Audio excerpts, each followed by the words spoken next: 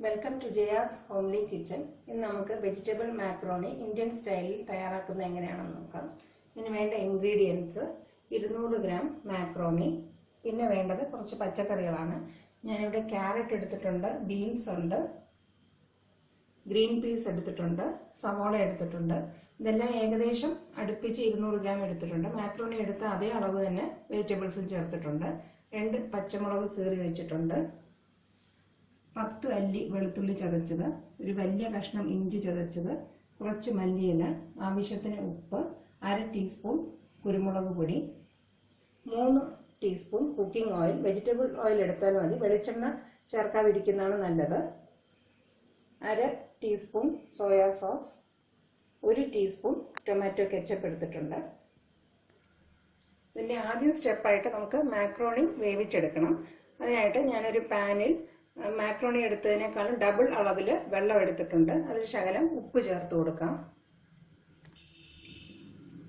അതിൻ്റെ കൂടെ ഒരു തുള്ളി എണ്ണയും കൂടെ ചേർത്ത് കൊടുക്കുക. ഈ വെള്ളം നന്നായിട്ട് വെട്ടിത്തിളയ്ക്കണം. വെട്ടിത്തിളച്ചതിന് ശേഷം മാക്രോണി അതിനകത്തിട്ട് നമുക്ക് വേവിച്ചെടുക്കാം. വെള്ളം നന്നായിട്ട് വെട്ടിത്തിളയ്ക്കുമ്പോൾ മാക്രോണി ചേർത്ത് കൊടുക്കാം. മാക്രോണി വെന്ത് കഴിയുമ്പോൾ ഒട്ടിപ്പിടിക്കാതിരിക്കാൻ വേണ്ടിയിട്ടാണ് ഇതിനകത്ത് എണ്ണ ചേർക്കുന്നത്. മാക്രോണി ഒരുപാട് വെന്ത് പോകാതെ നോക്കണം. ഏകദേശം 7-8 മിനിറ്റ് ആവും ഇത് നന്നായിട്ട് വെന്ത് കിട്ടാൻ. ഏകദേശം നന്നായിട്ട് വെന്തിട്ടുണ്ട്.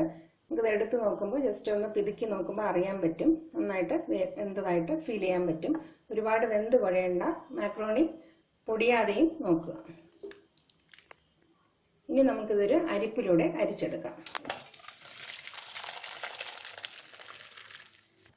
മാക്രോണിയുടെ പുറത്ത് കുറച്ച് പച്ചവെള്ളം കൂടെ ഒഴിച്ചു കൊടുത്ത് ഇളക്കി വയ്ക്കുക. മാക്രോണിയുടെ പശയെല്ലാം കളഞ്ഞ് എടുത്തു വെച്ചിട്ടുണ്ട്. എല്ലാം നല്ല ഫുള്ളായിട്ട് ഇങ്ങനെ പൊടിയാതെ തന്നെ നമുക്ക് കിട്ടണം, പക്ഷെ ഉള്ളെല്ലാം നല്ല വെന്തും കിട്ടണം. ഒരു പാൻ ചൂടാകുമ്പം ഓയിൽ ഒഴിച്ചു കൊടുക്കാം. ഇനി പച്ചമുളകും ഇഞ്ചിയും വെളുത്തുള്ളിയും ഇട്ട് നന്നായിട്ട് വഴറ്റണം. ഞാൻ നോൺ സ്റ്റിക്കിൽ ഇത് കുക്ക് ചെയ്യുന്നത് കൊണ്ടാണ് 3 ടീസ്പൂൺ ഓയിൽ ഉപയോഗിക്കുന്നത്. അല്ലാത്ത ചീനച്ചട്ടിയിൽ ഉപയോഗിക്കുന്നവർക്ക് എണ്ണയുടെ അളവ് കൂട്ടാവുന്നതാണ്. ഇനി സവോള ചേർത്ത് കൊടുക്കാം.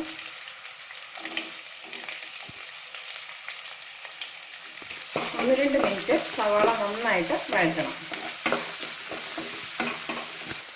സവാള ഒന്ന് വാടി വരുമ്പോൾ ക്യാരറ്റും ബീൻസും ചേർത്ത് കൊടുക്കുക.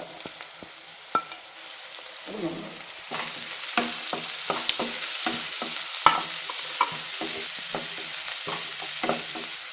ഇനി ഗ്രീൻ പീസും ചേർത്ത് കൊടുക്കാം.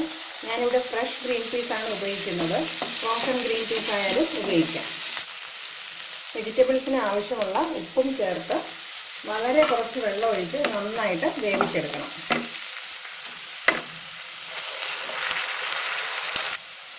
4-5 മിനിറ്റ് കഴിഞ്ഞപ്പോൾ വെജിറ്റബിൾസ് എല്ലാം നന്നായിട്ട് ഒന്ന് വെന്തിട്ടുണ്ട്. ഇനി നമുക്ക് മാക്രോണി ചേർത്ത് കൊടുക്കാം. മാക്രോണി നന്നായിട്ട് ഇളക്കി യോജിപ്പിക്കണം. വെജിറ്റബിൾസും മാക്രോണി എല്ലാം നന്നായിട്ട് യോജിച്ചിട്ടുണ്ട്. ഇനി നമുക്ക് സോയാ സോസും ടൊമാറ്റോ കെച്ചപ്പും ചേർത്ത് കൊടുക്കാം.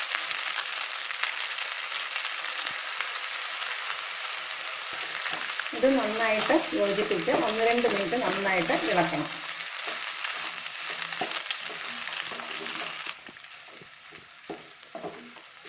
ഇനി ഉപ്പും എരിവും പാകമാണോ നോക്കുക. കുറച്ച് കുരുമുളക് കൂടി ചേർക്കാനുണ്ട്. ഇനി മല്ലിയിലയും കുരുമുളക് പൊടിയും ചേർത്ത് കൊടുക്കാം.